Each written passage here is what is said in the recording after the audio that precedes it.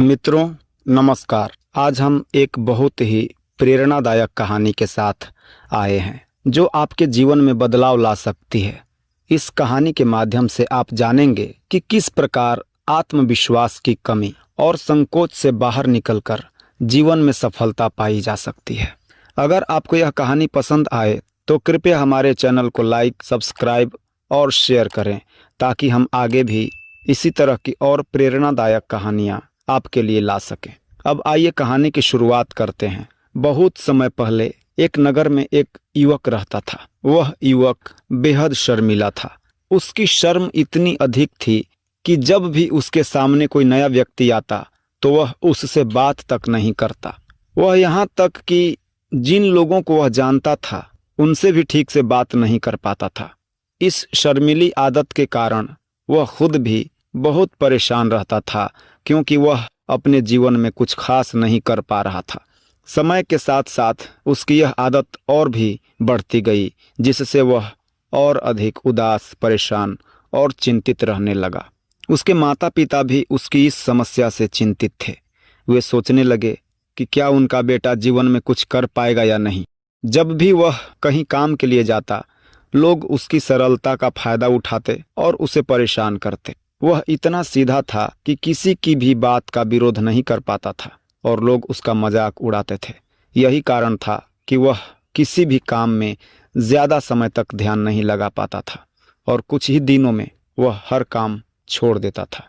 इस तरह दिन पर दिन गुजरते गए और उसके मन में विचारों का तूफान उठता रहा। वह बहुत कुछ कहना चाहता था लेकिन उसकी शर्मीली आदत के कारण कुछ नहीं कह पाता था।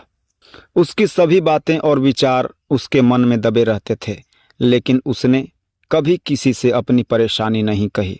जब वह छोटा बच्चा था तो लोग उसकी इस आदत की तारीफ करते थे लेकिन जब वह बड़ा हुआ तो उसकी यही आदत उसके लिए जीवन में बड़ी समस्या बन गई। वह चाहता था कि वह खुलकर अपने मन की बात लोगों से कह सके लेकिन हर बार जब कोई उसके सामने आता तो उसकी जुबान बंद हो जाती। यहाँ तक कि वह अपने माता पिता से भी ठीक से बात नहीं कर पाता था। उसके सिर्फ कुछ ही दोस्त थे जिनके सामने वह अपने मन की बात रख पाता था। जब भी वह कुछ कहता लोग उसका मजाक उड़ाते थे और कहते थे आज तुमने कुछ बोला भी। यह समस्या दिन ब दिन बढ़ती गई और इससे उसके पिता भी बहुत चिंतित रहने लगे। एक दिन जब उसके पिता ने उसे दूसरों के सामने शर्मिंदा होते देखा तो वह बहुत गुस्सा हुए और अपने बेटे को डांटने लगे। उन्होंने उसे इतना डांटा कि युवक को गुस्सा आ गया और वह बिना कुछ कहे घर से बाहर चला गया। शाम हो चुकी थी और अब तक वह घर पर नहीं लौटा था। उसके माता पिता बहुत परेशान थे। वे चाहते थे कि उनका बेटा घर वापस आ जाए। युवक भागते भागते पहाड़ की चोटी पर पहुंचा और वहां से नीचे देखने लगा। उसने भगवान से कहा, हे भगवान, आपने मुझे ऐसा क्यों बनाया? लोग मेरा मजाक उड़ाते हैं, मेरा उपहास करते हैं। जब मैं अपनी भावनाएं इस दुनिया में व्यक्त नहीं कर सकता तो मैं इस जीवन का क्या करूंगा? जैसे ही वह कूदने की तैयारी कर रहा था पीछे से एक आवाज आई, बेटा, जीवन देना आसान है लेकिन इसे वापस पाना असंभव है। युवक ने पीछे मुड़कर देखा तो वहां एक बौद्ध भिक्षु खड़ा था। उसे देखकर युवक डर गया और एक कदम पीछे हट गया। उसकी आदत के अनुसार वह कुछ भी कह नहीं पाया। भिक्षु ने युवक से कहा, बेटा, तुम यहाँ क्या कर रहे हो और जीवन समाप्त करने की सोच क्यों रहे हो? यह जीवन बहुत कीमती है और तुम इसे व्यर्थ मान रहे हो। युवक ने कहा, नहीं, कुछ नहीं, मैं बस यहाँ खड़ा होकर देख रहा था। भिक्षु ने कहा, बेटा, मैं जानता हूँ कि तुम यहाँ क्यों आए हो लेकिन अगर तुम मुझे अपनी समस्या नहीं बताओगे तो मैं उसकी हल कैसे बता पाऊंगा? युवक ने कुछ देर चुप रहने के बाद कहा, मेरी सबसे बड़ी समस्या यह है कि मैं बहुत शर्मीला हूँ। इस वजह से मैं किसी से ठीक से बात नहीं कर पाता और लोग मेरा मजाक उड़ाते हैं। भिक्षु ने उसकी बात ध्यान से सुनी और कहा, शर्मीलेपन का मतलब यह है कि तुम्हारे अंदर कोई डर है जिसे तुम पहचान नहीं पा रहे हो। शर्माना और डरना दो अलग बातें हैं। जब हमारे अंदर डर होता है तो हम कुछ नहीं कह पाते। तुमसे बात करने का डर इसलिए है क्योंकि तुमने खुद को उस स्थिति में डाल दिया है। इसके बाद भिक्षु ने उसे एक काम दिया। उसने कहा, जाओ अपने पिता से कुछ पैसे मांगो। अगर तुम ऐसा कर सकोगे तो मैं तुम्हारी समस्या का हल बताऊंगा। युवक ने बहुत घबराते हुए यह काम किया और अपने पिता से पैसे मांगे।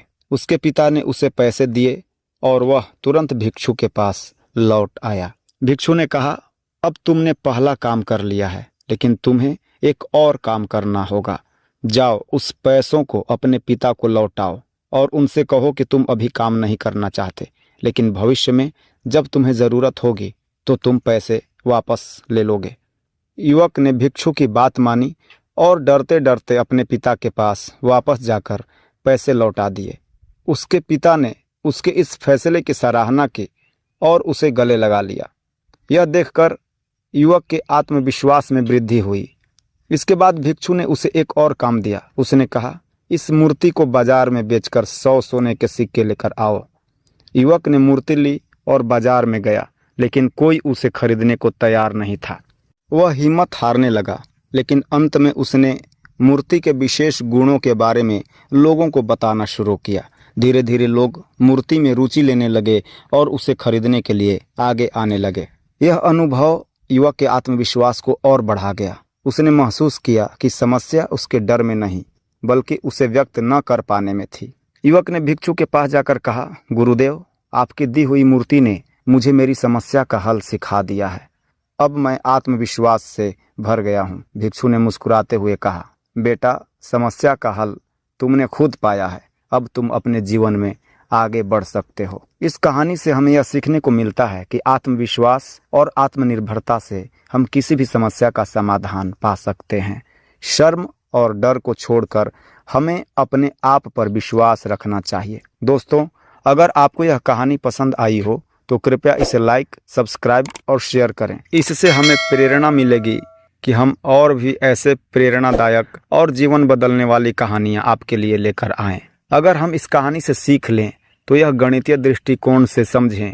यदि आपने हर दिन एक छोटी सी भी कोशिश की तो एक वर्ष में आप 365 गुना बेहतर हो सकते हैं।